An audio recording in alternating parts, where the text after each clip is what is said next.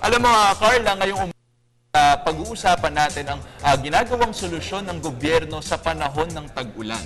Actually, isa tong malaking problema o suliranin para sa mga informal settlers na nakatira sa may mga estero, no, at iba pang mga waterways. So, para pag-usapan ang ginagawa ng Department of Interior and Local Government, dyan ay makakasama natin ngayong umaga si Undersecretary Bimbo Fernandez, para pag-usapan ang efforts ng relocation sites para sa ating mga informal settlers. Magandang umaga.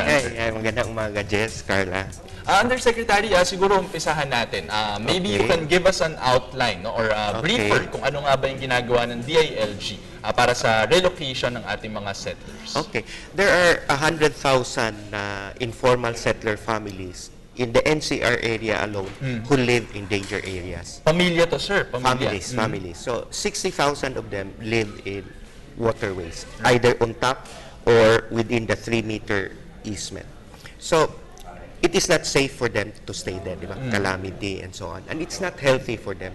All the diseases are there, di ba? Kung summer, there's dengue, di ba? The rain, leptospira, all sorts. I mean, it is not healthy for them to stay there.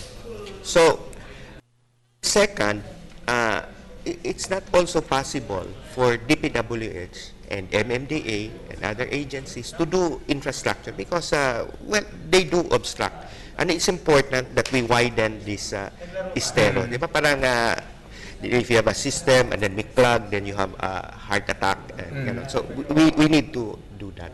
And then, so, to implement di ba, mga infrastructure flood control measures. And of course, the third is, every time there's a calamity, it is very expensive also for government, di ba? Parang rescue, relief, rehabilitation, and the jobs lost for the people. And it's not just, you know, the well-off. Well, they take care of themselves. They are not flooded. It's really the poor, the middle class, who suffers most. So, with this problem, the President Aquino, is trying to do parang an unprecedented move. He wants to provide relocation to these 100,000 people before his term is over.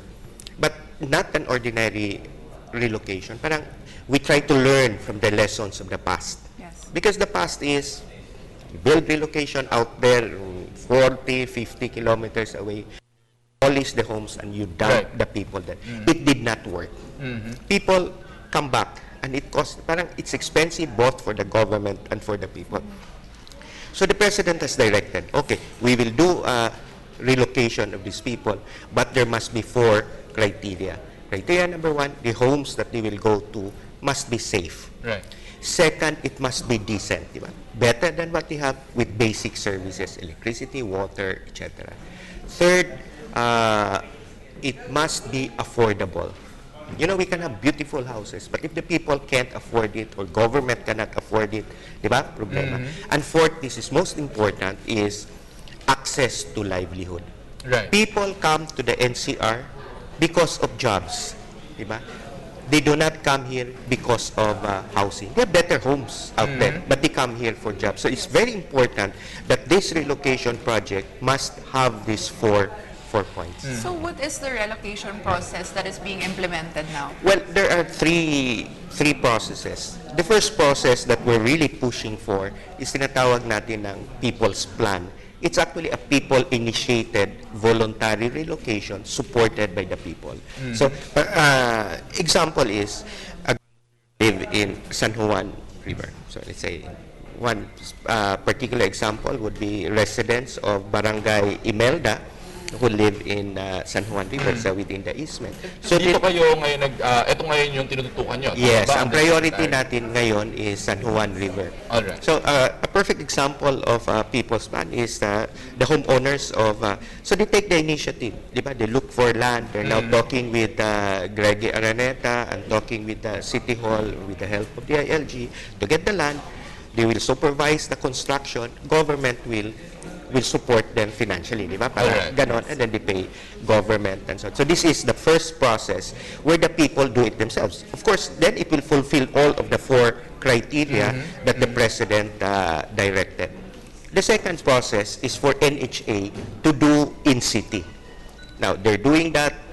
There are actual constructions going on in Smoky Mountain in Metro Manila.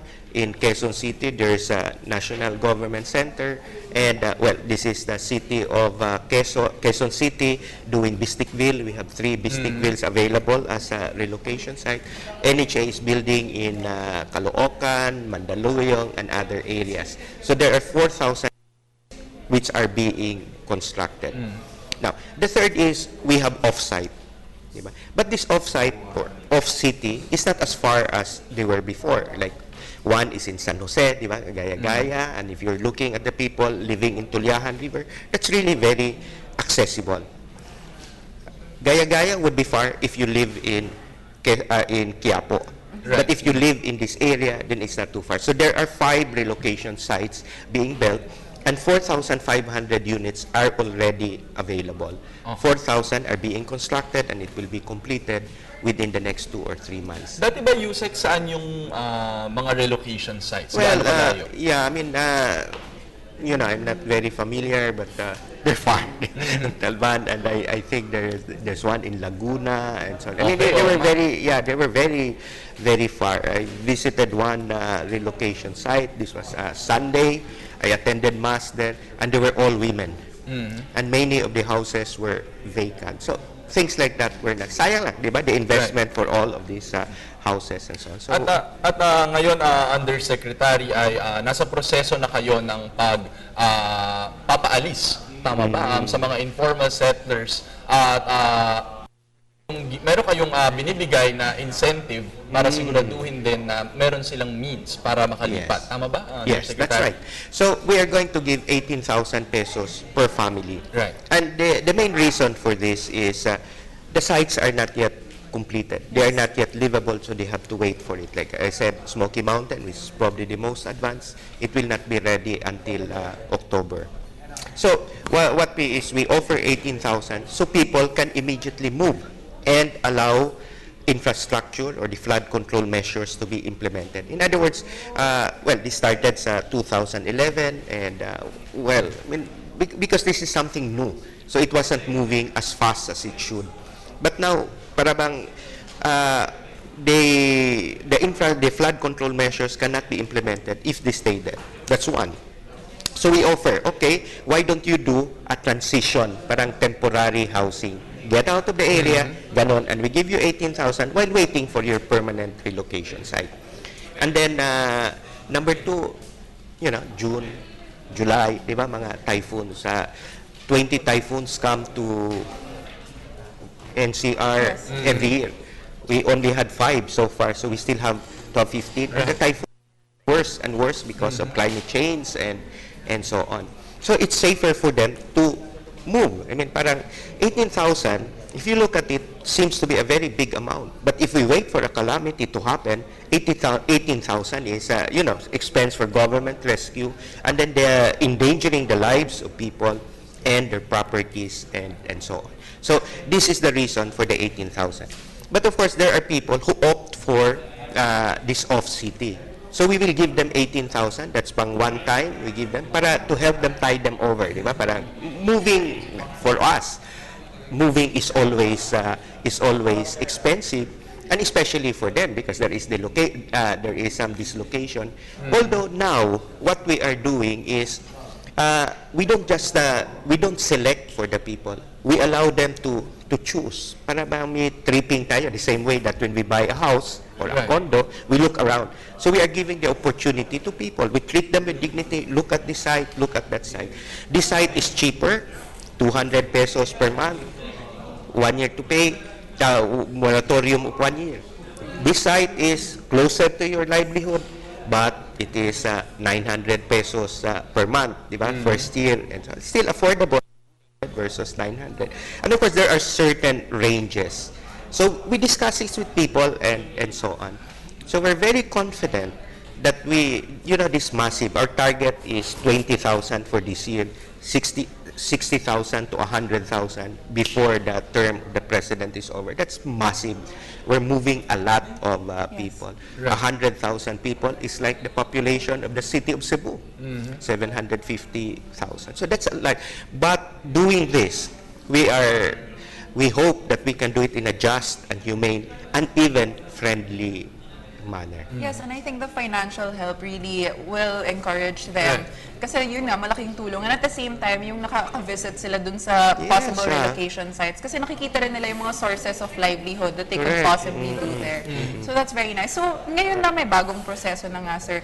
Have you encountered any problems with getting people to move? Well, not from within the community. I mean, we have not met any, because, you know, they tell me, oh, Bimbo, we're very happy that you've given us hope. Tonight, we sleep. We do not know what will happen tomorrow morning.